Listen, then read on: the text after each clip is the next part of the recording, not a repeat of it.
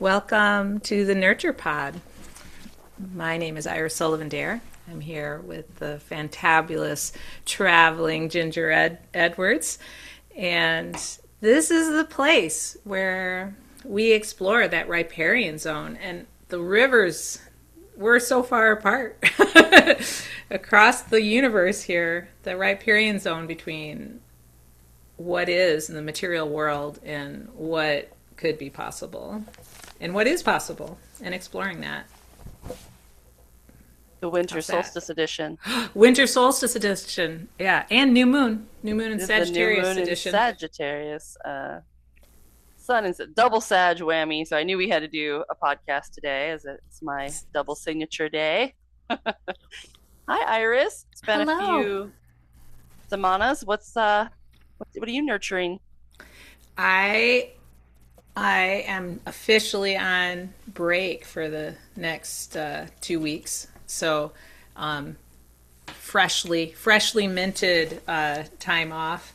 And I'm still riding the high of installing my the Grotto of the Root Mother installation. I love it so much. Nice. And I got to go visit it when I taught my last after school session across the river on Wednesday, and I went over and just kind of hung out in it for a little while, and it's so great. Tell the listening audience where they can go see your installation. So it's up at the Southwester Lodge in the art gallery trailer, so you don't have to be staying at the Southwester. You can go visit it. It's a little it is interactive. There are magical toadstools for you to sit on and contemplate things, and there's a book to write your contemplations in, and there are oracle sticks, but I didn't really give a lot of directions for that. I just said the universe is trying to talk to you all the time. So somebody might put it together. I do say your last show, right? The oracle sticks. They're the same sticks, except that I dyed them a second time, so they're darker, and I waxed them with wax medium, so they're just like rich and delicious dark red. And nice. Yeah, I did a whole bunch of fiber arts work. Wasn't it like a yes no? I forget how the oracle sticks work. It was very interesting. Talk about the universe working through you, because somebody's like, well, what do you mean? And I just walked over, and I hadn't really intended to do demonstrations or performance or live oracle readings and at an art opening, but when I dropped them, it became so clear.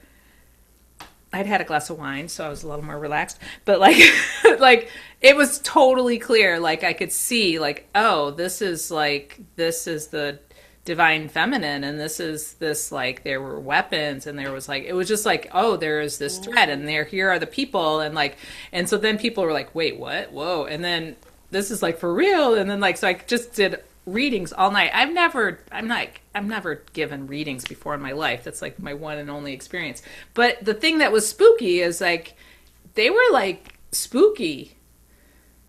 It was totally spooky, right? People were like, what? People I didn't know were having real experiences. And so it's it just cemented for me that the universe is desperate to talk to us, and we just keep ignoring the phone calls. And that you have a natural channel to use it. You're basically I'm going to make some sticks, and then the universe is great, she finally picked up the phone, let's talk. We got a lot to say to you. What do you want? We got all the answers. Question all your answers. Awesome. So you're the womb of the root mother? Oh, the womb would have been good. One of the pieces is the womb of creation. One of the individual pieces, the grotto.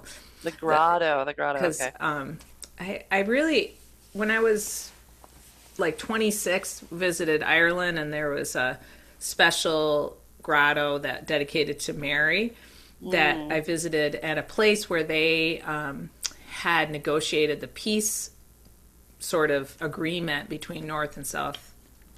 Oh wow!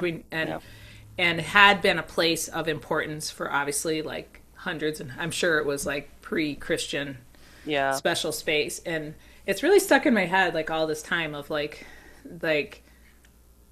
this importance of going within Hmm. the mother. And so, and I brought this cloth that I did with children when we did handprints, like in the cave art handprints. Hmm. So like that's kind of trying to transform it into being inside the earth, trying to be inside Yeah. the earth. So, Wow. and the root mother in this case is Matter, the queen. Yeah. So anyway, Well, la that's la la la la. no, it's perfect. I had this really amazing experience yesterday. I got so I'm in Belize. I've moved from, I think the last time we talked, I was in Antigua, Guatemala, and I went up north to Flores and saw the ancient temple pyramids of Tikal, which is one of their, like, the Mayans' kind of central city. Learned a bunch of history there, very interesting. And then I crossed the border, which is only like maybe an hour west, into Belize. And Belize is also just part of this Mayan empire, right? They had extensive. It was really big at their prime. Pyramids. I mean, all the way over through Honduras into Mexico, all of Guatemala, Belize. So I'm kind of in their epicenter though. This is like where their biggest temples were, right? Is Is this is kind that of where the Tikal region? is Belize a place where there's those giant spheres and giant heads? Not that I've heard of. Okay, there's some sort of Sorry. giant stone. I'm not sure where it is. Oh, okay. No, Giant stone. Okay, keep going. So you are in looked it. Belize. I'm in Belize. So one of the very famous things to do, especially when you cross that border, so really near Tikal, right? So this is in their main kind of central of the Mayan Empire. There's this cave. It's called the ATM, and Oh, it stands for some Mayan words that actually the archaeologist gave it. So nobody knows what its original name was, if even I'm sure it had a name, but it's known as the ATM cave, and it's very famous. It was in like the cover of National Geographic at one point. Um, and I really wanted to see it, right? Because we're near the solstice, and this is purportedly like one of the most sacred entrances to the Mayan underworld. So it's and you have to suit up in like helmets with lights on them, and you have to swim into this cave and like spelunk all through. And you're so it's a there's a river that flows as a spring from the cave, so you are swimming in a cave upstream. upstream through this dark cave, and it goes for kilometers, right? So this it's very large. So anyway, it sounded really cool, and I'm like, I really want to do it. Uh, and it was too rainy. It's been raining here quite a bit, and so the rivers were too high. You have to cross like three crossings of a river, and you wade up to your chest. And I guess if it's been rainy, it's just you can't Too even wade much. it. It's too much. So I waited for 3 days. I was going to spend 3 days in this town, having heard that that could be the case, like the weather fluctuation, like give yourself a little bit of time. I went and did a couple other like waterfall tours, very beautiful around there. And they're like closed, closed, closed. Sorry, can't do it. Sorry, can't do it. Kept rolling my reservation back and back. And then I was supposed to come to the coast, which is where I am now, on the fourth day, and they opened it. So I was like, oh, I'm gonna go that morning, which means I have to like go to the cave and then hitchhike or kind of get to the coast later at night, which I wasn't my intention. But I'm like, I'm gonna make it work. How hard can it be? Like I really want to do this tour. And oh my god, that tour it just blew my mind for so many reasons. But it's so interesting that we started talking about caves at the beginning, or like, Yeah, you yeah. know, I had uh, no idea that you got to go spelunking. I yeah, and I had no idea what I was really getting into. I hadn't done. I'm glad I actually spent a lot of time looking at it online before I went. I just knew it was cool and wanted to do it. And I had another person tell me like, if you get a chance, like definitely take that tour. Um, so yeah, it is. I mean, the only thing I can just so let me just set the stage for like what was going on in their history, which is it's a fascinating tour. But for me, I kept getting these waves of like, I don't know what you say, like the future, past, present, like waves back and forth, right? So first of all, this cave's amazing. It's huge, and it goes back, and it's got like the full stalactites, stalagmites, crystal. I mean, it's an incredibly big, beautiful cave with, and you have to do the whole. You have to swim in parts and crawl through little tight space. I mean, it's the full on caving, right? So that's Yeah. really fun. But beyond that, the story of it. So and I think it's a good winter solstice tale, maybe a Oh, little apocalyptic, oh, but here we go. This is real history. What the archaeologists and they only really got into this cave fairly recently. So this is not like something that they knew a lot about. So they're still putting the pieces of this together, like what because happened. of lost culture, because of Yeah, colonialization. because I didn't realize, but the Mayans had libraries. They had a written language and books. They would make paper out of this fig tree that they had. Um, and when the Spanish got there, of course, they burned everything. So they burned all Yeah. their books. So we lost the entire Mayan like written word basically, and they had libraries of stuff that the Spanish destroyed. And it makes you so angry at them because God knows like what wisdom was Oh my taken out gosh. Yeah, there. totally. But they only have four remaining books that were in a private collection of some priest that got back into Europe. So like, and they're still not in where they should be in Guatemala or Belize, right? They're in Yeah. like one's in Paris in a museum and one's in Spain or whatever. But regardless of that, this is a cave that's probably been used for hundreds of years, right? So one of their gods is like Sha'ak, and he was the god of rain and the underworld both, and the god of storms. So because in this part of the world, a lot of these streams are coming out of caves. This is like all Oh, interesting. limestone here. So Okay. this is an ancient seabed that over time was eroding, but also like so. These are all limestone shelves. That's like the geology here. So you've got rain coming down through the rainforest and then forming little holes, and pooling up, and then the back guano makes it a little more acidic, and there's all this cool process of nature how these caves form, but over time they form. So this entire area is like covered in caves underneath. So of course the Mayans knew that, and they had like this extensive mythology around caves and the underworld, and because they had it, like they really had their underworld, they could go into it. Yeah, And that yeah. was what was so interesting, like to go into the underworld, and you go in, and I think the trippiest part of this journey is they didn't take anything. So they documented the cave, but they left everything in there. Like they didn't take anything out. So all the artifacts are in the cave. So when you're walking through with your helmet and you're soaking wet because you've been like swimming in your clothes, and you're looking down, there's like a jawbone, and like because there's bodies in this cave, they lots of them.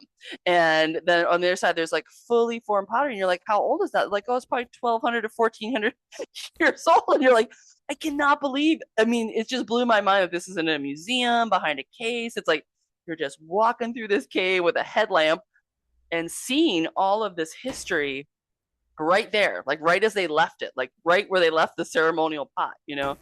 And you can look up and see the smoke on the because caves are like these preservation zones. I mean, nothing really. Yes. It Yeah. takes billions of years for these little stalactites to form, right? So these you're just going back in history. It really does feel like you're back in the underworld is like this going back in time. It was such a Oh. weird, trippy experience. And you feel they would have had torches and like what this place would have looked like to them. I mean, crawling back there. But the part that really was kind of hitting me, and it's still hitting me after day after the tour. And I think for a lot of people, this is just a fun like Indiana Jones type adventure, right? Because there's Yeah. skeletons and but the guide was pretty good, and he was telling us the history of what was going on as they found just recently, like in the 2000s, they found these this guy who had researched all the tree rings and stuff of that area. So they started to Oh. put together like why are the offerings different in different parts of the cave, and as time goes on, the offerings change, and then the skeletons aren't until the back. They get to the really far back of the cave, and you start finding skeletons, and then the skeletons get younger. So they're sacrificing people who are younger until they're like infants are back there, like in the cracks. And so what they understood now, they put together as the Mayan civilization was quite large. So we're talking hundreds of thousands of people were living in Tikal. It's a big city, and they had been there for centuries. And they had pretty much deforested. I mean, they kept cutting and cutting and cutting and Yeah. growing corn and more, and they were very successful, right? More people, more people, more people. They overpopulated the jungle.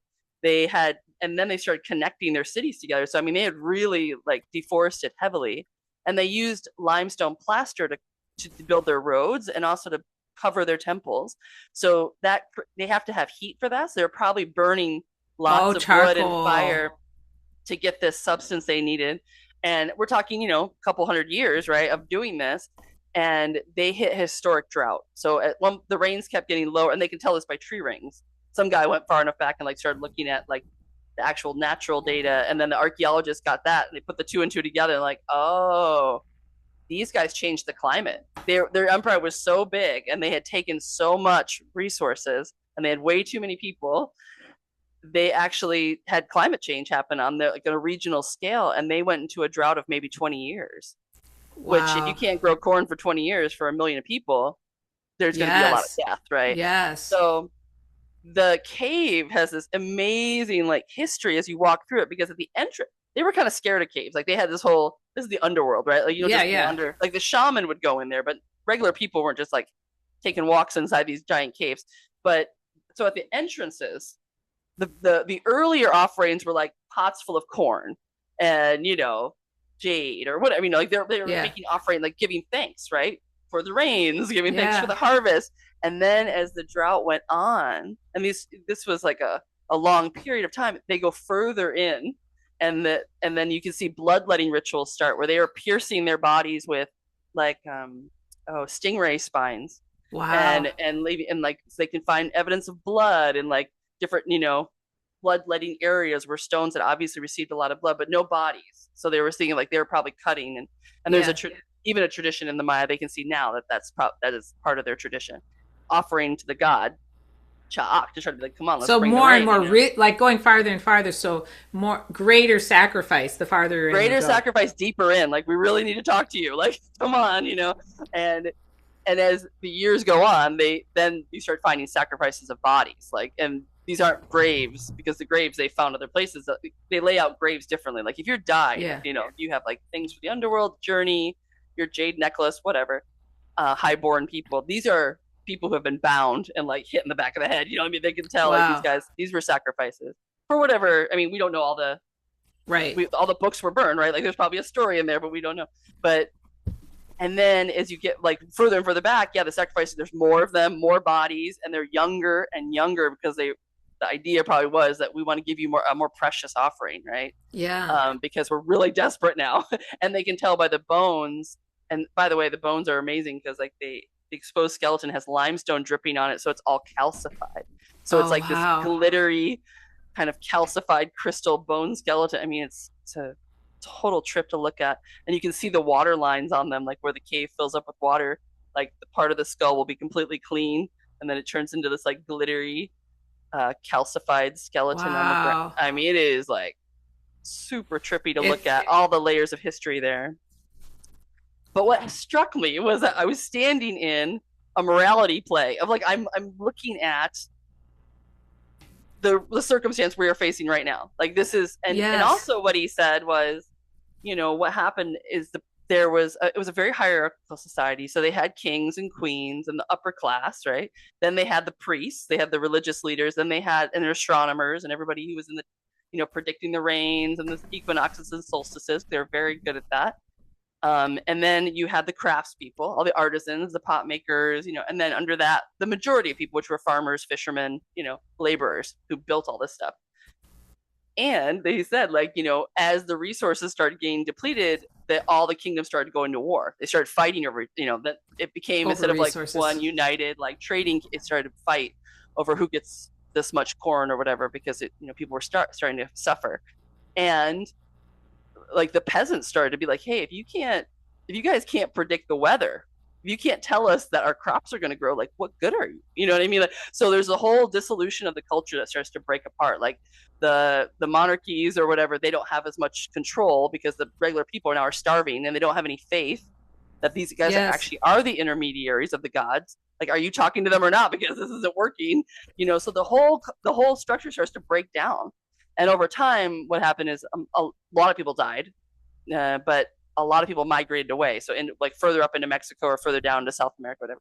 So by the time the Spanish arrived, really, the Mayans had already kind of come up and down in their own cycle of climate, which I think is so fascinating. And when you're so then there's me in 2025, Yeah. little tourist girl standing in this, this obviously like sacred chamber with like blood offerings and crystal skeletons. I'm standing there being like, oh my God, like the lesson of what I'm looking at from 700 AD to what I'm actually going to emerge back into in the upper world could not be clearer, you know. And also, this place is very powerful. I mean, I was feeling the energy of this Yeah, yeah. particular chamber.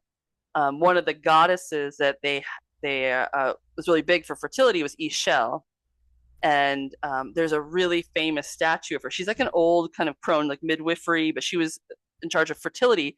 So of course the caves, right, are also like they need the fertility of the land. So she's connected to this as well. And really cool thing, a recent archaeologist that just wrote his like thesis on, I guess, was that they would augment these cave because these cave things are really formed over, you know, millennia, like these Yeah, yeah, dripping, yeah. you know, and they would chip away at them, and so when you shine a light on them, they project a shadow of gods and goddesses and images, and Oh. it's really unmistakable. Like, I mean, because you see, like, there's very famous images, like especially one of like three people in a canoe going into the underworld. That's on their different pyramids. It shows up in their art. Yeah. And I mean, when he shone the light on that, and he's like, "Look at the wall," it was the exact image, and they had augmented the cave art. So when they held up a torch, you could see the journey to the underworld, the art on of the Oh. shadow on the wall. Oh, wow. So cool, right? And it actually just took somebody Oh. just fairly. I mean, he just did his paper on it. He's trying to prove that this is true, but it's like I saw it. I mean, I'm like, there's no way. I mean, that's the exact image of that piece of art. I've seen it in a Wow. museum. And then the one of the goddess of Ishel, I mean, I didn't even need him to shine a light on it. I could see it. Like the formation had been very carefully, you know, like augmented, Oh. but like, oh my gosh, it was her. She's like this crone with this bag on her back. And I mean, I could just see it. I was like, oh, it's amazing. And she was in the Oh, very wow. deepest part of the chamber. And I'm just standing there thinking, you know, when we're all gone, 900 years from now, or whatever is going to happen, right? Climate change. Uh, she's going to be down here, just like this dark cave, right? There's this little dripping water and the cave crickets and the little spiders that live in there and the bats. And I mean, this is this is planet Earth. I mean, planet Earth has a much longer time frame than all of our human craziness. Yes, And yes, and yes. we're not the first culture to have done this. Like, I'm standing in the evidence of one that just happened not even that long ago. I mean, yes, 700 AD is a long time ago, but not really. I mean, I'm Not looking at their really. pots. I'm looking at their stuff, you know. And so if I can see the pot this person made, like on the ground, beautiful by the way, because they didn't have any wheels to spin on, so they were making these elaborate things, and then they had to carry him into a cave. And the other thing Crossing is rivers. crossing rivers and like not breaking these pots of offerings on their backs, probably. And they would, as they offered, they would punch a hole in the pot as like a spirit hole, so the spirit of the pot could leave too, because they believe that everything, and even that happens, I guess, in even traditional Mayan families now. They ceramics have life, so like they when they break them, they have to offer that like the spirit, which I thought was really cool because you can see like they're like these aren't broken from time; these are broken by them on purpose. This is like these are to show you that they were offerings. And yeah, it was just like an amazing wave of standing there in the darkness, being kind of like, this is reality, man. This is what it looks like. You know, Well, and also 1,000 years later. to have that, I feel like it's really helpful to us as humans to to connect to humans across time like that. Yeah. You know, like when you look at these handprints from 100,000 years ago or whatever, and you realize they were anatomically just like me, right? Yeah, Like, you know, and it's like exactly. and so like seeing these the work and the actual bodies. I mean, it's like it yeah, like it is really, I think, a good, because we get so caught up in, we're in this pinnacle of modern time, which is crazy pants. It's like more like the Well, I depths think we of also get so caught up in like this isn't going to happen. You know, I mean, this can't happen to us. I mean, you think because of the we're Mayans at the peak of their civilization, and they're probably like, we're untouchable. I mean, we have everything, you know, this but there was massive so thing. there was like the little ice age. When was, like, so like the dark ages in Europe wasn't that around the same time? Like it may have been there may have been global climate things going on because Oh, too, very and probably. you Yeah. know Oh, yeah, very probably. But they also know like where they their migrated to. resilience. Yeah, they migrated to parts of Mexico where water was. I mean, that's where they all showed up, right? Anybody who survived this Mayan migration was they were heading towards water, And the last places with water that they would have gone to when Were they got up forests. were the caves. That's where the last Oh, pools of water were dripping. Like they were going in to actually get water as well. But that was to them probably like this is the only place left, that there's water is these dripping like, caves. And they had very sacred pots they would put underneath the drips. You can see how they were placed in the cave to catch that water as like super holy cleansing water. And so it is wow. very strange too to be a tourist in these spaces because you're like, I shouldn't be in here. Like it felt Right, too right. sacred to just be like mucking about, and Yeah. uh but at the same time, what a gift to be able to. I mean, I was super interested. I mean, it was fascinating. It was probably like the museums are great, but this was the living earth Yes. tunnel underground chamber that has. I mean, it was just a totally different experience to see it like that, to see it how they left it, not. And also, yeah, bodies. I mean, the sacrifice is right there on the ground. I mean, it hits you in this whole other level. Um, it's wild, As it, really and wild. do you feel like to be there, you're experiencing it with your whole body, not just your intellect. Like if when you're in a Yeah, museum, because it's I'm standing where if you could look up and see the smoke, blackened smoke on the ceiling where yeah. they built the fire, and then the bodies over there. It's like you're kind of standing, and caves preserve things in this way that you really don't. It really is. Yeah, it's really a chamber of time. And so the whole thing about winter solstice and the darkness and the underworld and all the layers of what's going on right now, politically and climate change wise, and just so much happening with humanity and our hubris, and then looking at another very powerful, ancient, wise civilization have gone through this exact moment, pretty much, Yes. overstepped themselves, and then thought they could just kill a few people and that the gods would be like, okay, we're good. Here comes the rain. It's like, it's just not how it works. It's not how nature works. You don't get to take that much. And then at the very end, be like, oh, we're really sorry. Like, here's some stuff. Like, no, like I mean, you're gonna pay an entire civilization's worth of payment. Millions of people are gonna die, and everybody's gonna migrate away, and then eventually, they show that hundreds of years later, people came back as the forest regrew, and things changed. Like they came back and built well, more on top of these structures. the thing about like right now, Washington State is having catastrophic flooding, Right.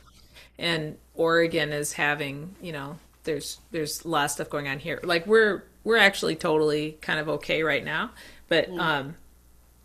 in my little cosmos here in Aldbrook neighborhood, but I I was like you think about like they've had catastrophic fires, those totally contribute. Like there's Yeah. been like all of it, just like what how is the land able to hold and mitigate rainfall, and we in our I would say it's almost like it's like deferred, like, oh, we're so small. It's like it's both like hubris of I'm so awesome, I can get whatever I want, I have the Lord God gave me the land and I should be able to use it as I wish. It's my land, I can do what I want. So there's Right. that for sure. But I think on the other side of it is, oh, it won't hurt if I just take my little bit, because the world is so big. How could little old me have a big impact on the world? And it's like it's both of those things kind of in concert, that Mm-hmm.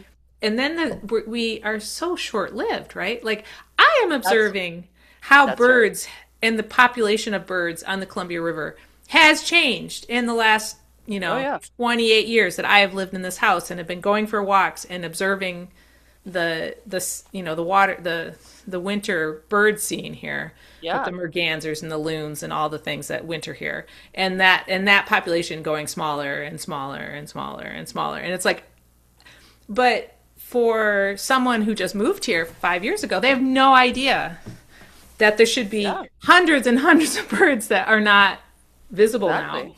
And so Yeah, it's and like, we have no idea, right? Because I was even told when I bought my farm on the river there by people who had been there in the 30s, which I mean, those people are still walking yes, around.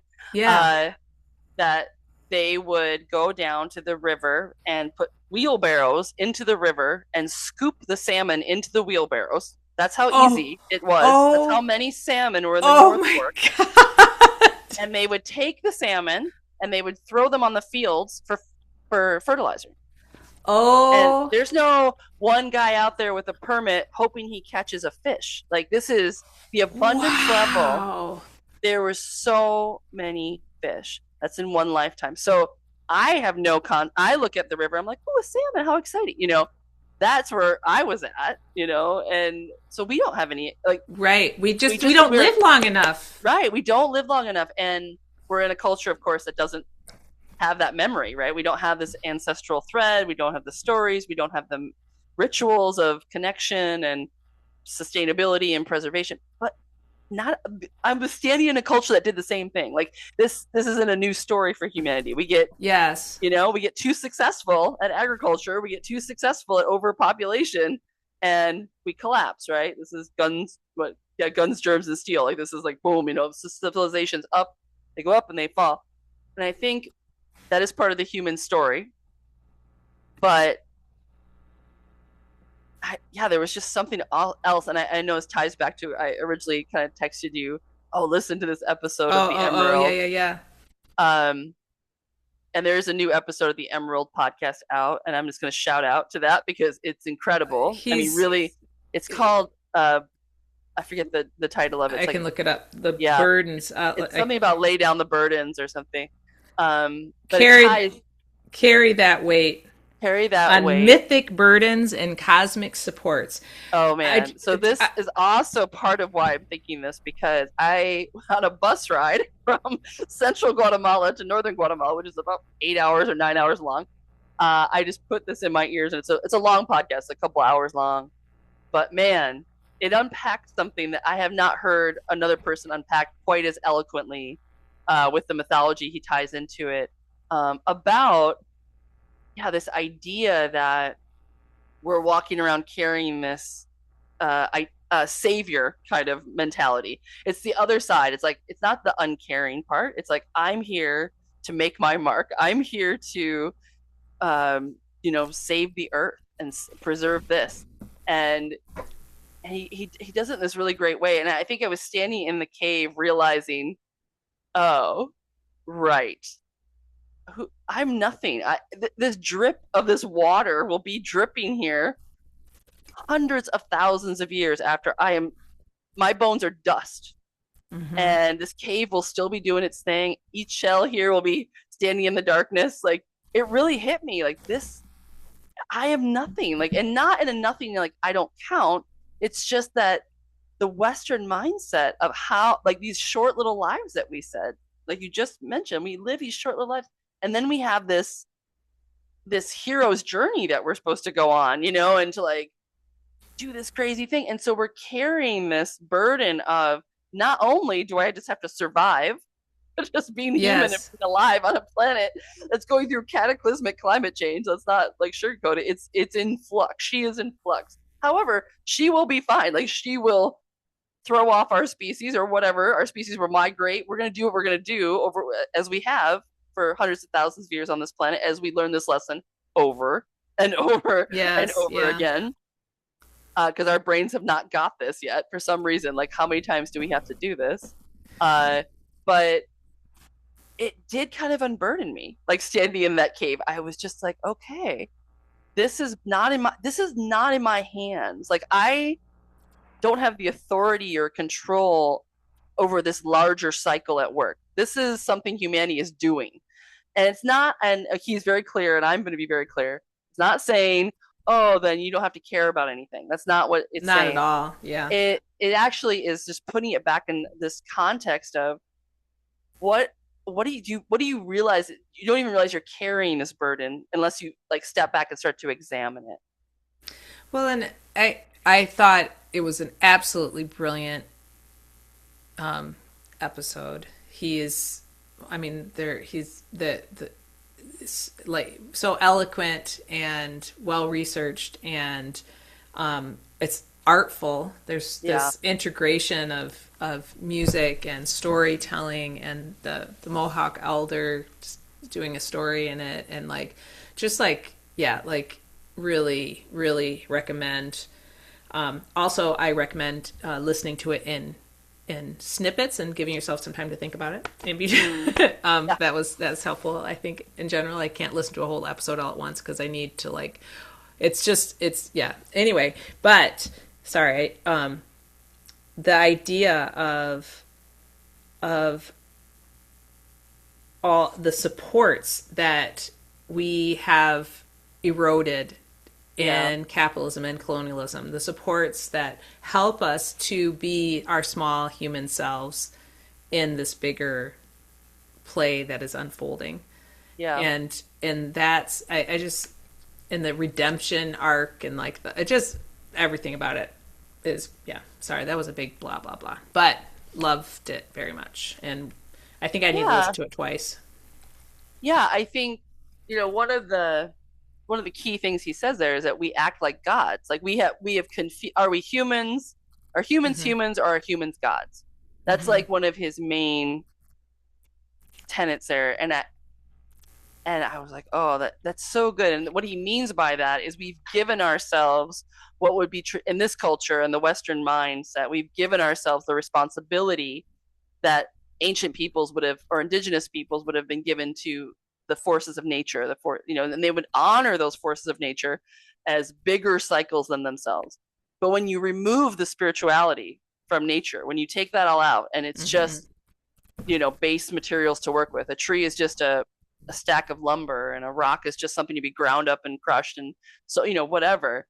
You unimbue the world with animism, the life force that it has, and then you unwittingly take on the responsibility for everything that's happening. Like Yes. all of a sudden, it's our job to create meaning for things and to, you know, create, like especially meaning for ourselves and direction and purpose. And I mean, there's whole massive thing that we do in our culture of like we have to have our purpose and what are we here to do, and what's our path, what's our soul path, and and all that's fine. But it is, and then when we take the animism out of the natural world, we start to mess with it, right? Because we're the ones Yes. now in control. So we feel like we have license and liberty to start to, and you see that, of course, in its most extreme form, I think that it's ever reached in AI. We've got Yes. people who have taken this idea and taken it to its final conclusion, where post-humanism, like we don't even need humans anymore, we could just be computers, it would be better. Because all of the Well, rest of this is we're basically gods, is what you're saying, like because we're in control, we're the ones that are creating meaning here. And if you haven't created meaning, if you haven't created purpose, you're failing. Then you add capitalism on top of that, so you have this burden of like, not only are you supposed to create all the meaning and all the purpose and the arc of the universe, if you don't, if you're just living your life, on Earth, eating food and shelter or whatever, the basics, and uh, yeah, you're missing your godhood. Like you're not enough, and so there's this whole not enoughness that's and then it comes kind of with the Christianity of like you were born deficient, and you got to make up for that. Um, and that I feel like that was a really important point that he was stringing is that this idea of you have to earn your place yeah, and is played out over and over and over again in our society. And right before I listened to this episode, I was having this conversation with Joe about like you have these like what happens when children aren't met with the love that we are made for, made to receive and reflect back, right? When children are not given that when they arrive as the gifts that they are, they interpret that as I am bad and I need to strive to be enough. Like that's like, and when you replicate that over and over again, in our society, it's so widespread that separation of animist ideas, of separation of sacred from our life and from the world around us. Part of that is in that whole, like, you're a born sinner and all of that. Really, what is that doing? It's undermining our capacity for connection. And it also is doing this thing where you're never not on trial. Right. You're always under the unrelenting judgment of how you are wrong. Right. And then you get this part of the culture that became secular. So even if you're not religious, it doesn't matter. You don't get to, get out of jail free card. No, you're not going to get out because all of the coding is still in the culture. So you're definitely not enough. And I think what really hit me when he said this is that if you're secular, so if you just like lost all the gods, including the Christian God, like I don't really believe in that either. I mean, even with the Christian God, you have fundamental tenets like grace. And there's some things in there that you could turn to God for and be like, okay, this is out of my hands. Like I do believe that there is this other, deity that's guiding, whether it's punishing, not enough. I mean, yes, so there's all that in there, but it gets even worse. You get into the modern culture and then there's not even that. So it's really on you. Like anything that's, fundamentally flawed, and it doesn't have to be like it's like you're not skinny enough, you don't have enough money, right? You're not successful enough, you're not keeping, you're not showing up for your commitments, you're not, name it, right? The Western culture takes that exact same model, secularizes it, and encodes it into capitalism, which is just not enough. And then you have this never-ending hole in us that needs to keep consuming more and more. We're just trying so hard just to be enough to please what? A god? No, not really. To please the culture. I mean, that's what starts to replace it. So it's like you see what is the version right now in late stage capitalism. What are we sacrificing in the caves of our society now? Like I would say that we are sacrificing children right now. Sacrificing the environment. We're sacrificing the environment, but like what is precious to us? Like we're and then it's like you without being, I just heard this thing about like Alzheimer's, like loneliness exasperates dementia, right? So like when you're in relationship with each other,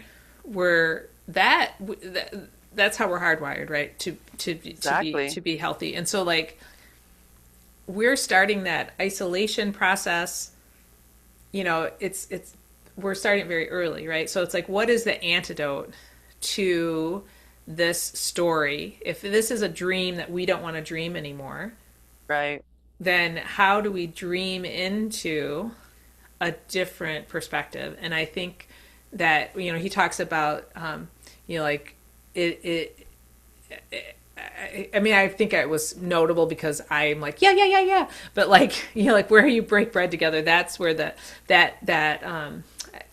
idea that between two people, that energy has a spirit too, right? So like if everything has spirit, and then when you come together and like in the co-ops, I remember a co-op conference, somebody saying, when you're in a worker co-op, it's like being in a huge group marriage. And then anytime someone leaves and somebody comes or somebody new comes, it redoes all of the relationships, and it's like super additive. So if there's like 5 of you, there's not just like one relationship. It's like the relationship between every person and every other person. And then there's the triads. And then there's like when these 4 people work together, what does that feel like? And then it's a different shift. And like on Tuesdays, it's this group. And this is how it feels to be with this entity that works together. And then you have to go to a meeting with all these people. And it's like, I never even worked with those people. And like, oh, what? And like, I haven't I don't work with them, so we've never had to like work through any conflict. So I don't have any sort of like connection with them, and so I just think they're an asshole and they don't understand anything. And like this I feel like that. What is the antidote?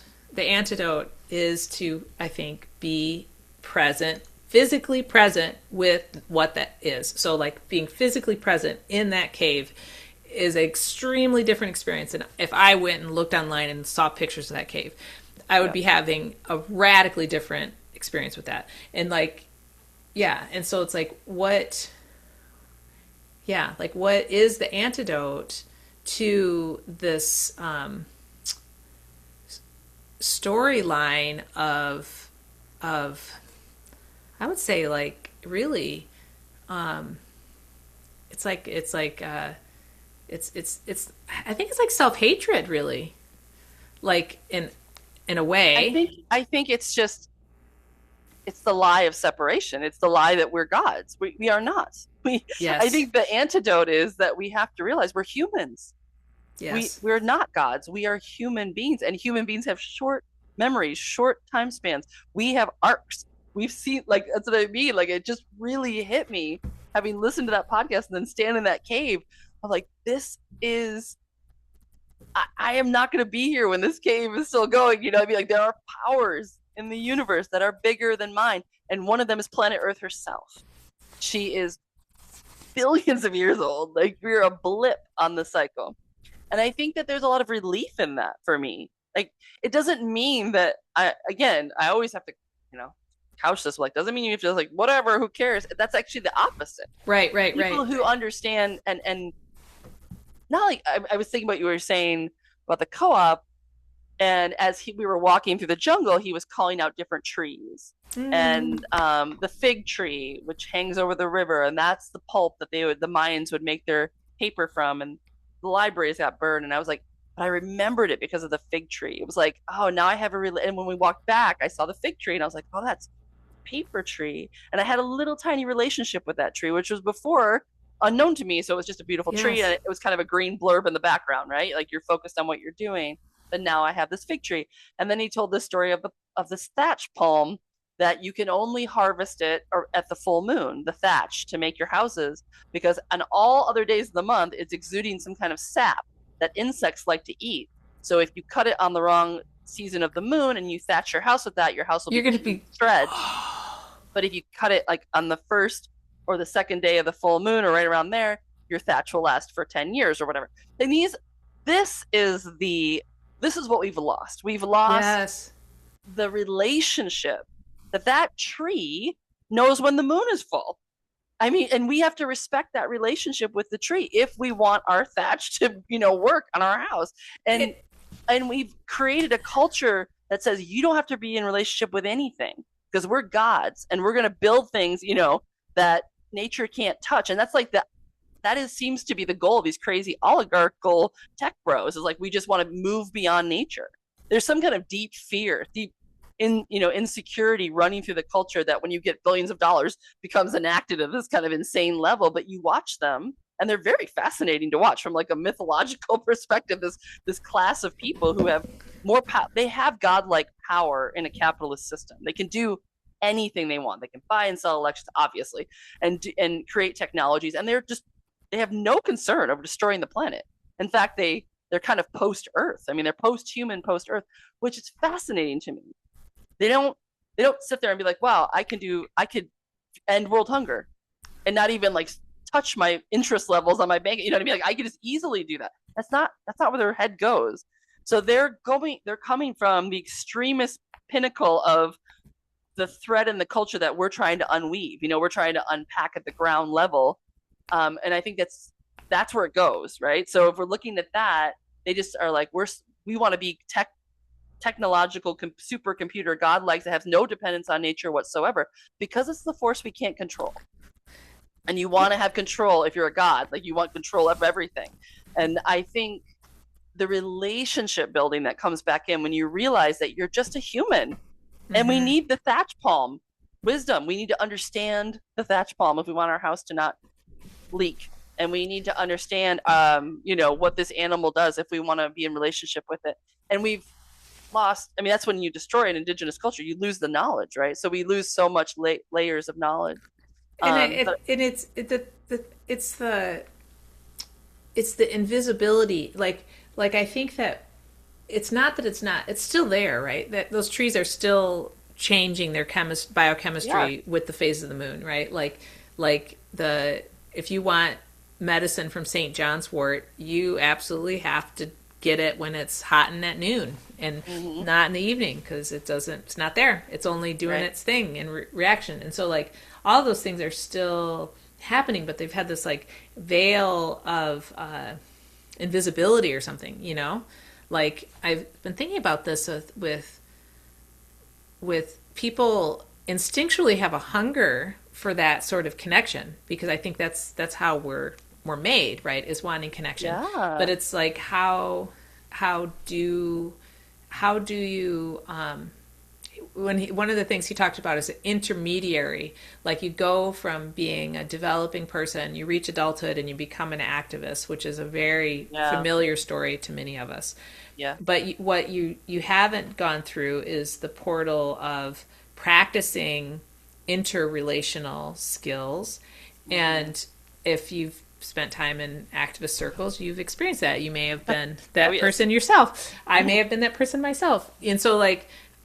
And so like those sorts of things, I mean, just like the difference between somebody who grows up as an only child, yeah, what they have access to practice as a child is different than what a child who grows up in a family with, you know, 3 or 4 kids. Like that's a very yep, different set of skills you're going to be practicing, you yep, know. And it's so like all of these things are those tech bros like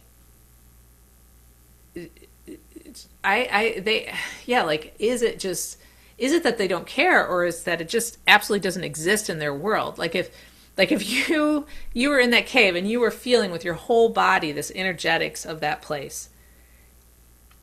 If you have never been in a situation in which you are interacting with this living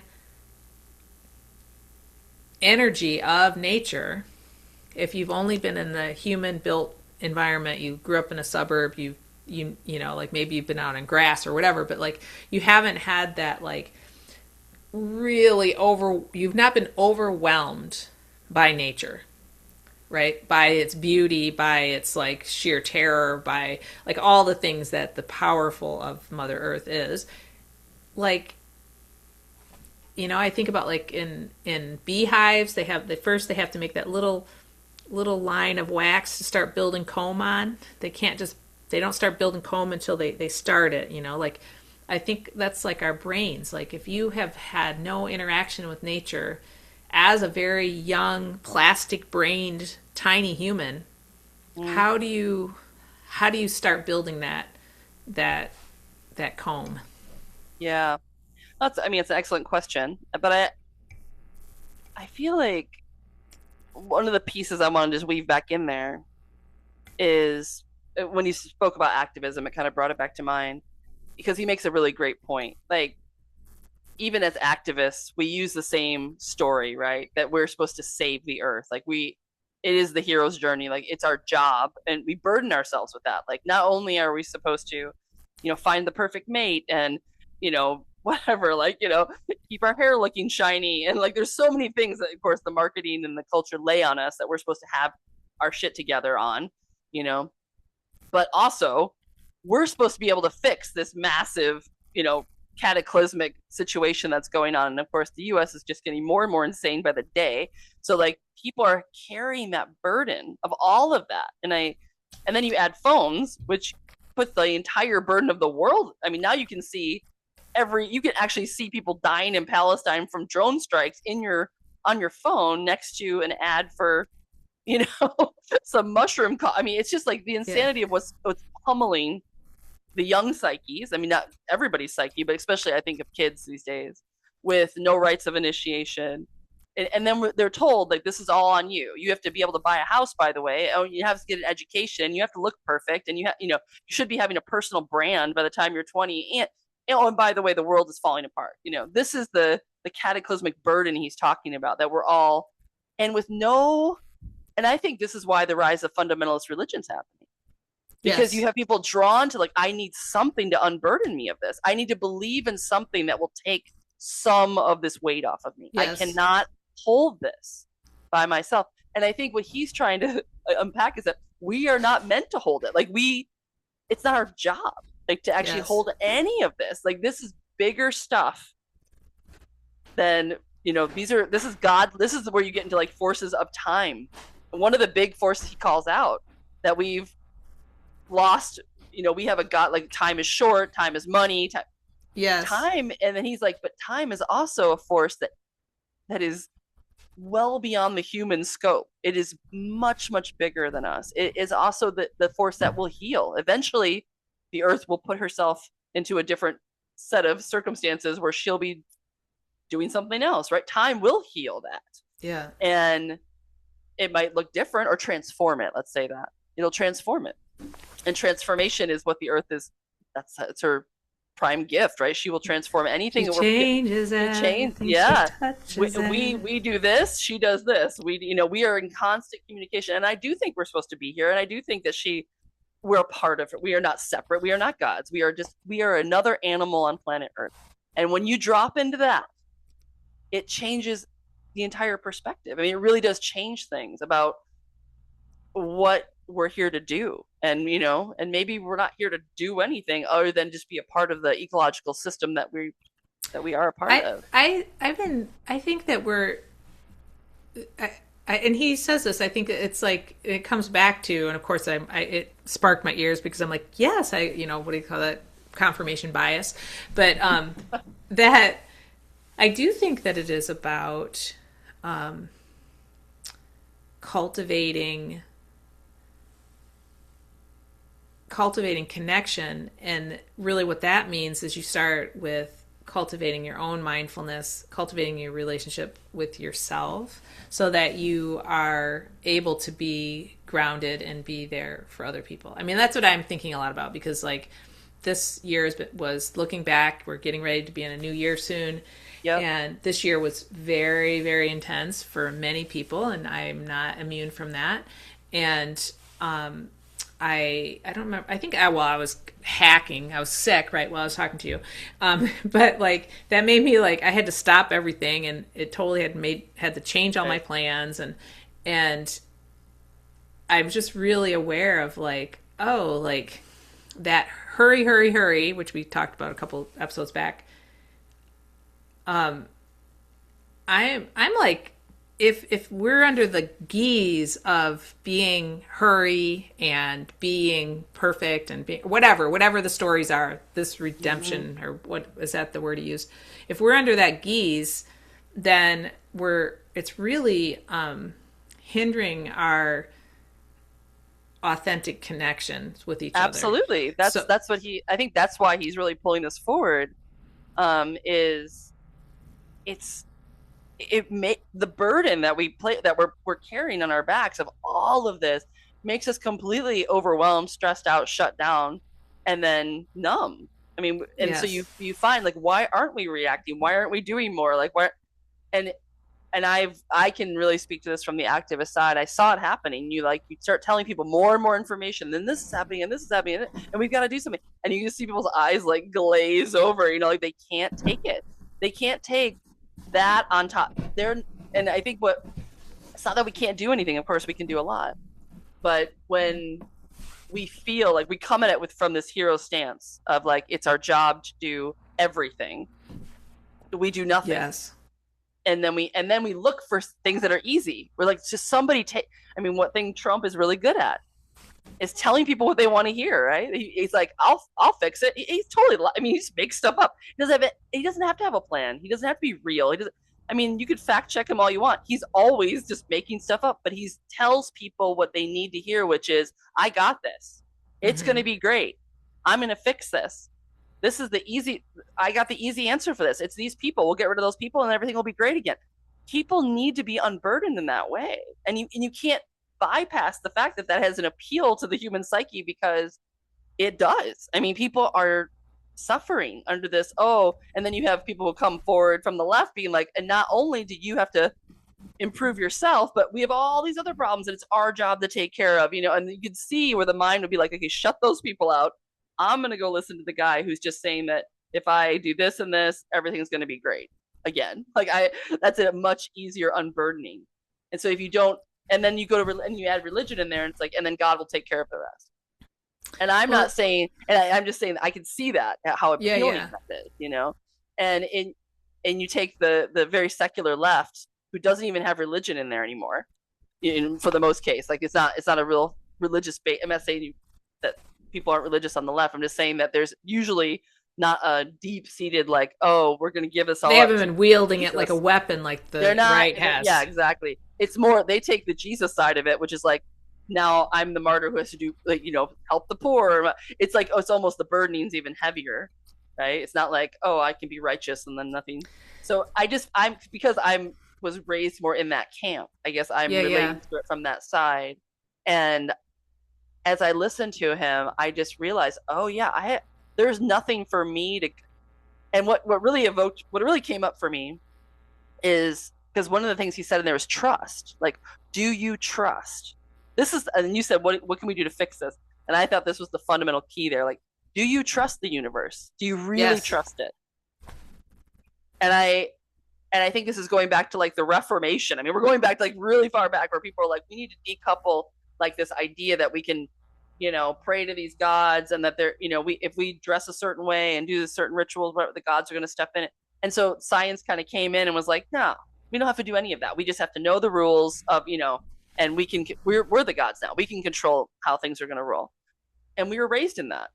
And so when I got on my chakra path, I'm feeling my intuitive hits. I'm doing all this thing. But when I go into my darkest times is when I hit that wall of like, do I really believe this?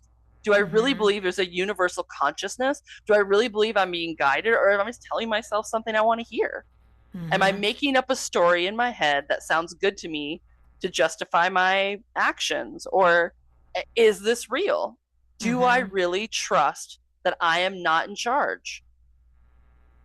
And I don't know. Like, I really hit me hard when he said that. Like, how much do you really trust the universe? Do you really trust these bigger forces? Can you because that's an unburdening. If you trust it, and I keep getting the message as I travel, trust. That is one of the biggest words that come through in my journaling and my meditation is trust the process. Clear the channel. Like, get all the junk out of the way and trust that you are being guided. Well, that requires of this Western mindset body, to trust that there is bigger forces, and I am not a god. I am a human being guided by, now I can call it, the collective unconscious. I can call it whatever you want, whatever term you want, it feels comfortable to you. Do I really trust it? Good question. I mean, part of me does. Well, and also like how I can feel that there's a part of me that's like, well, and there's a lot of entrainment to distance you from that, right? So it's like it's like, how do I know? Is that like the body doesn't lie, but my head makes up stories like retroactively. So it's like the brain, the head, is all about. And so it's like that voice, that cynical voice of like, oh, you're just making it up or whatever. You're not really experiencing that, or you didn't really experience that. And so that's another reason why we need each other to reflect back. Like, whoa, did you just see that?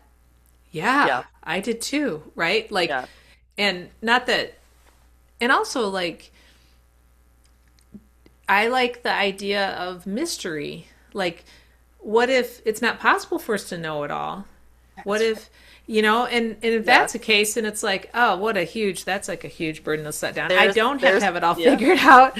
And, I mean, if you do plant medicine, one of the things that you experience on plant medicines usually is, oh, there's a whole bunch I don't know. Like, this is, I am getting this teeny little bit for me, because this is what my little nervous system and brain can handle. And that's massive. Like, I'm going to spend maybe 70 years, 80 years doing this one little journey in my little body with what inputs come through, what creative impulses come through. And that is massive for this little form, but I'm not absolutely not supposed to understand this. I mean, there's no way. Like, there's Yeah. stuff going on that it's not the human's job to even comprehend. And I think there is a huge release in that. It's a surrender, not to Mm-hmm. a god per se, but to like the fact that we are not gods. We are not gods. Maybe we don't have to create an image that we believe is a god, like that we're all gonna like, because I have a hard time doing that. However, I can get behind the whole idea of like, yeah, but I'm not one, and I don't have to take on all the responsibilities of one. And I think that this winter solstice time, he goes really big into dissolution. Like, we need to like dissolve. And as I'm working with the water chakra, and I'm standing in this drippy cave and watching this so kind of dissolving acidic, you know, carbonic acid dripping, and how he said like this, and even the bats have to crawl into these little. I mean, the whole thing was so cool. Like, how caves form is like this little crack forms, then water gets in, and then bats crawl in, and then they start to poop, and then the acid gets stronger, and like caves, it's all this mutuality, between all Mm-hmm. the animals and how these caves are created. And I'm standing in this like ancient process. I'm not in control of any of that. Like, that's just a wisdom and an intelligence. And some of the it was so cool because some of these really big rocks are like hanging from the chamber of the ceiling, and the way the water drips down them forms these lines of carbonation and acidity. I mean, they looked exactly like reishi mushrooms that are hanging on Oh. trees in the Pacific Northwest with those lines. And I was like, I mean, it just struck me that the patterning of nature, the cycles, Yes. a reishi would grow over whatever couple of years. This is, or maybe I think they can grow longer than that. And then you have, this is maybe, I don't know, 10,000, 30,000, 50,000 years old, but it's the same pattern. And The whole there's like the something very whole comforting about that yes. to me. It's like, this is well beyond me. Like, this, Like the I'm, branching in our lungs, the yeah, branching of the river delta, the yeah, like all these repeating fractals of patterning in nature is yeah. We are fantabulous. part of this pattern. There's this weave. Like, we can always talk about weaving because you're a weaver, but like, there's this, There's my loop. there, yeah, right behind you. Um, there is this tapestry we're a part of, and I think that to me, it's a really big part of what we've been trying to articulate as nurture culture. I think as the reason I was so excited about that episode is he surfaced something that was, we've been dancing around in a lot of our conversation, but still the burdening, we've still been carrying an essential burden of that. And I think if we're going to transform the story, which is part of what we're trying to do, we have to look at that. Like, why, what is our essential like thought about our role here, whether you're religious or not? Like, we have a similar story going on. And Yes. I think that it's not, the ego doesn't like being stepped back and being like, I'm just part of this giant weaving, and my part will be this, and then I'll die, and everything I've ever known or loved is going to die and dissolve and decay and be dust. And but for me, I actually find that when I sink into that, it's very freeing. And like, it doesn't mean I'm going to go throw plastic in the ocean. It actually Right, just right, means right. that, because it's not the permission slip to do whatever the heck you want. It is actually more of like, oh, well, if I unburden all of that, then what can I do? Then what do I get to do with this one precious life, as Mary Oliver would say? Yes, Like, what do you want to yes. do with your one beautiful, wild, and precious life, right? And I think that's where it comes down to. It's almost more sweet. It's like, I get this little chunk of it, and so Well, and you can make a huge impact from your little ripple out into the universe, but we're not in charge of the whole universe. and it's I feel like it's talking about fractaling. Like creative process is more powerful within constraints. Like Mm, I think you have like what can you do with this parameters? So it's like you have a prompt to like help guide you. You have, like, and for yourself, like what's happening. And then that creative process for me of like putting, it's like the show is doing me is my, you know what I mean? It's like, oh, and then mm-hmm, it's like, oh, where does this need to go? It's like listening more than invention. And mm, so like it's of that experience is like it's always better if I'm trying to like be all in my head and it's going to be great and everyone's going to love it and da, like it's terrible. Like, so that, yeah. Well, I think part of that is you're burdening yourself with how other people react. I mean, again, it's like we're burdening ourselves with creating. Yeah, I think it comes back to the ego, right? I mean, it comes back Yes. to like, this is what I want to make. I want to make this mark. And we feel that story rise up in us. And yeah, the creative process is not tied up with that. For me, or it is tied up with it in chains. For me, thinking about trying to be a creative person in my 50s, and I'm toying with this idea, because I love farming, I love doing what I was doing, but I will not, I clearly see how it was tied to this burden of, I need to be of service. I need to be, Mm-hmm. and I loved it. And it wasn't, like I said, there was nothing wrong with it, but I do see that was a lesson I was unpacking for myself. Like, I need to work super hard. The earth is in peril. I need to do absolutely everything I can. And it bore out this beautiful fruit. But where I'm at right now in my life, and I get caught back in this, it's like, am I allowed to travel or should I be back doing whatever? Like, it's Mm-hmm. getting worse. Therefore, is it my job to, take every resource I have and blah, blah, blah, do this or that or whatever I can. And I have this like intuitive sense, like, no, you're supposed to be doing creative things right now. This is what is being called for, is for you to be in your creative space. And to do that, you have to unburden yourself from this other, you have to unlock yourself from this burden. And maybe this is why this episode hit me so hard, because it's like one of my personal things that I always feel so responsible for the planet and, for doing the right thing. And so it's like, oh, I get to just be creative with my one little wild life. Like, and maybe that would be maybe that from that would come the much greater offering to the collective or whatever. I Oh, don't know, absolutely. you know? Because it's like when you're creating out of this, like, shoulders up kind of crunchy thing, like Yeah. what comes out is, it's like you're not like, clear the channel, like, right? Like if you're all Yeah. like this, then you're shut down. And so you're not receiving, Yeah. right? Because And I think if so, I want to write a book, right? Oh, I want to write a book, but it's got to have a message. It's got to have an ecological message, or it's got to do this, or it's got to do that. And so I'm placing all these burdens on a project I haven't even started yet, and I'm not just letting it be like whatever it wants to be, and maybe that would be whatever it wants to be without any burdens of having to be this or that, or tell this story, or change this, culture, or create a new political movement, or, whatever.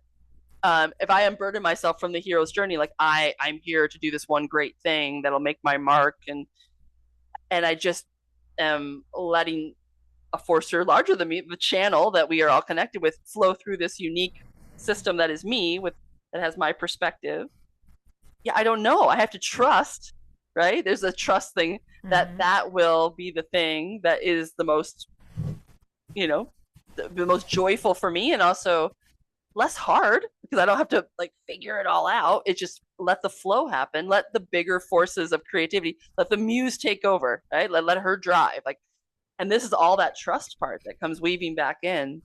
But there is I mean, I am dancing with it right now as we're on a Sag moon and the winter solstice, and here we are. And I think the disillusion he's calling for a lot of us feels so wrong, because it's rubbing up against a story that we've been really holding on to, is like, we know it's our jobs to be the people out there doing the work, blah blah blah, blah. And I'm just really curious at this point in time, when we, and I'm not saying don't do the work, right? Do your work if you want to. I'm just saying at this point in time, where have we gotten with that story? Nothing's gotten better. Like, you have to just look at the reality, like all of this, we're still on this arc of destruction. Like, the bigger arc is happening. So I do think, and I think what he's in the invitation, which I love to say, like, not the mission, but the invitation would be, can we go back to the beginning of the story and be like, where did we, can we, we start to unweave these threads so we take a different path? Because if we keep playing out this, I'm going to take the story and turn it into activism on here on this side, and I'm going to take the story and turn it into fundamentalism on this side, we're playing the same story out, Correct. and we got to get out of the story, but we need a new one or a different one. Yes.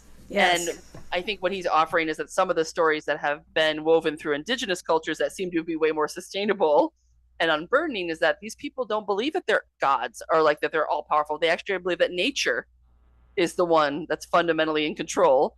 And it's our job just to be in relationship to nature and to offer gratitude to what's given and to know that there's a back and forth constant conversation, like we give this, we take this, then we better offer this, and also that it's our job to weave the human thread to our bloodlines, our ancestors, our 7 generations coming. And you see that echoed in all these different cultures that had a much not perfect, no, Yeah. but a much more grounded, sustainable way of living for sure. And we're obsessed with this. Like when colonists, arrive, there's like obsessed with this more and more and more. We got to be the conquerors, the conquistadors. I mean, what are they doing going in and burning every single library? Why do they need to do that?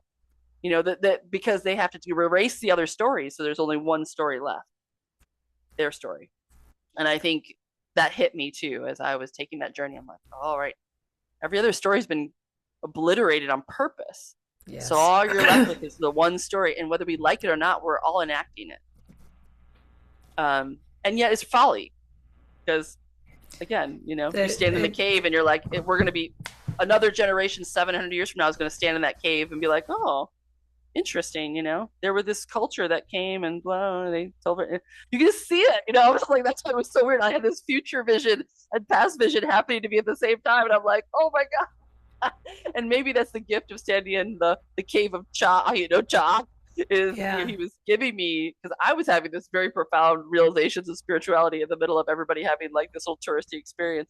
I'm like, whoa, this is super heavy and Well, which profound is for me. another example of like all of these intersecting realities are all happening simultaneously. Exactly. You Some know. little kid is just having fun, and I'm standing there having this like amazing, profound, deep dive on the solstice and blah blah blah.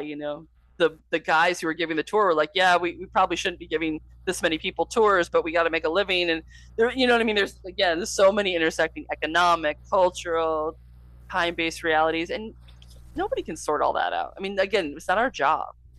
So I'm I, actually signed. I'm in Josh's, who does the mythic, the Jewel pod, the Emerald podcast. I'm in his bigger course now. I signed up because I think he's really brilliant, and so his invitation for this next 2 months is dissolution, and we're ah, studying myths of dissolution and just like letting go more and more and more and more. And he brings up this really great point where um, he's like, even when we go on retreat, and I've coached people in this place. They're like, oh, I have a sabbatical for a month from my crazy job, and so I just really want to make the most of it. I want to get in there and like really, take this rest and see if I can get some great ideas for the next chapter. And I was like, as I was coaching them, I heard all that language. I'm like, what about just like resting? Like, what about just letting go? that And so even in retreats, we're like, and even on this vacation, I'm going to learn Spanish. I'm going to lose 50 pounds. I'm going to, you know what I mean? Like I've on top of the pilgrimage that I'm making, I layered all these things that I'm supposed to be doing to make it seem like worthwhile. Like I'm not just wasting time. well, and Visiting that chakras. I have to have 4 other things that I'm doing on top of it to, self improvement style. yes. Oh And he yeah, was no, like, totally. I really mean, to that's a just that's the dissolve. that's the continuing saga of always putting forward Yep. rest into the future. Like Yep. I'm halfway through or more than that. I had 6 weeks where I didn't have my school, like I just had like I had 6 weeks of this openness, right? I spent 2 of it sick. I spent a week of it putting my show up, and now I'm at the end of week 4. I've been like trying to Yeah. like blah blah blah, but like in my head 2 months ago, the number of things that I was going to get done in this finite amount of Exactly. time was Exactly. astounding because, Right. and so like realizing, oh, it is just reality that if I'm going to do something X, do option X, I Yep. need this much open space before that to perform. That's Yeah. just, I can't, I have to. That's just, it doesn't work. It's not an option to make it happen. And Yeah. then you need to recover. And so it's like, is Yeah. that being self-indulgent? No, that's reality. And so this Wow. Yeah. Did you story, hear the word that just came out from the culture? yeah, Self-indulgent. Yeah. yes. And so like Mm. the reality of the story is that it is not actually what's real. Mm. It is not real. It's Yep. not real that you can clear cut a mountain and expect there not to be a landslide. That is Exactly. not rational. It is Yep. not, it's like what you want to be true, but it's not Mm-hmm. what's true. And That's right. so I think like that's the like, yeah, that's like the underlying thing of all of, we keep coming back to this, I feel like every time. And then maybe this is like a, but like, what is actually true? That's and we may or may not be able to know it. Well, I mean, what's one of the things that's clearly true is this law of reciprocity, right? Like, and we can't skirt it. Humans think that we can just, yeah, we can work, and we're not going to pay a price for that, or we can, there is cycles in nature that are restful. Mm-hmm. Things don't have an arc that goes straight up to, more and more. It's just never the way it works. Things decompose and they transform and they rise again. And our resistance from our godhood of the decomposition part is crazy. Like, we're so scared of death. I mean, again, the tech bros are trying to implant their brains into AI computers so they never die. Why? Like, Why? why would Yeah. you even try to do that? Like, who Yeah. cares? Like, what's wrong with death? Like, it's okay that you dissolve, but that is the God, like the eternal, like, no, if this is all there is, then I got to make sure this is, I mean, I go forever and ever and ever, make it, people trying to stay as young as they can. And I feel like, yeah, I feel like if there's going to be a relationship to anything right now, it's, it's ironically like the relationship to, again, we've gone a grief, rest, when you let things go, shed. And this is the lesson of this time of year, which we've imprinted, which is a very crazy, busy holiday, right? Where a lot of people are doing stuff and buying things. And it's like, and I get the light is returning, but there is there's a natural vibe right here, which is an invitation to dissolve, like Mm-hmm. really let it go. And I'm just going to end that. I know we've been talking for a while. I'm going to wrap it up with this really cute little winter solstice ritual I saw online. Because somebody was asking me, what do you do for winter solstice? And I was like, I mean, you could light candles. I don't know. I'm in the Caribbean. Like, I'm going to go to an island and snorkel for winter solstice. But I thought it was good. It's coming from an old German tradition, I guess, where you write down every day from the solstice to the new year a thing that you'd like a wish for yourself, not for the world, something you can do for you, right? Like something you want to for the year ahead. And you write them down, you put them in a little bowl so you can't see what they say, like fold them up. And then every day you pick one out and you burn it and you let it go to the universe. The universe is going to take care of that one. It's like worry dolls. Yeah, so you burn that one. You're like, okay, this one's for the universe. This is for the bigger powers. I'm burdening myself of this one, and then in the last one on New Year's, you'll have one left, and that's for you. That's for you for the year. One of the 12 things you thought you wanted for yourself. So you preload the 12 things on the solstice. Yeah. Oh, I want to do that. And each day and I love this instead of adding. I love that you're releasing, like you're letting go. I'm like, okay, that one's for the universe. That one's for another time. And then you end up with one, and that one is the one for 2026. Like, focus on that. I'm totally going to use that little cast iron cauldron from you. I'm totally going to do this. Isn't this great? I thought it was brilliant because it just really echoed this whole idea of like letting go instead of adding. So I'm offering that as like a beautiful, easy little solstice ritual that people can do. And if you prefer to do it from Christmas to January 6th, I think that's the traditional German, although probably pre that was probably solstice again. Yeah, so that's a nice one. We can start that on. Yeah, I love solstice it. Solstice is on Sunday, the 21st, I believe. We get our oldest boy on Saturday, which is tomorrow, for 8 days. 8 days. Beautiful. 8 days of my boyos. Wonderful. Precious. Very precious. So with that, I think we can close the dissolution chamber here that we've been. And I think this is a longer conversation for sure. Like we can pull out parts of this, but I just love you so much, and part of what I love about this podcast is that we can just kind of broach it, touch into these bigger themes, for people, and then, yeah, take it as you will and apply what works for where you are in your life, like what you want to break down, but just really encourage everyone to unburden themselves. Like, the holidays don't have to be perfect. Like, this is really about just spending time doing less, these resting, enjoying each other, make a meal, but it doesn't have to be this huge, crazy production that the culture makes it into. That's the invitation. Make some soup. Make a big pot of soup, and then you can just eat it for 4 days. There you go. Easy. Easy.